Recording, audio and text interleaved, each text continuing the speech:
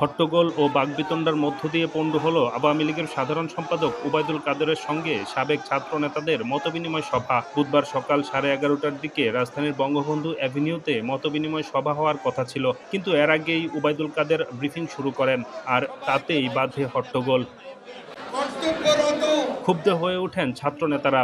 এ সময় তারা সাংবাদিকদের সরে যেতে বলেন। সাংবাদিকরা সরতে না চাইলে কেন্দ্রীয় নেতাদের সামনে গণমাধ্যম কর্মীদের গালাগাল করেন ছাত্রলীগের সাবেক নেতারা।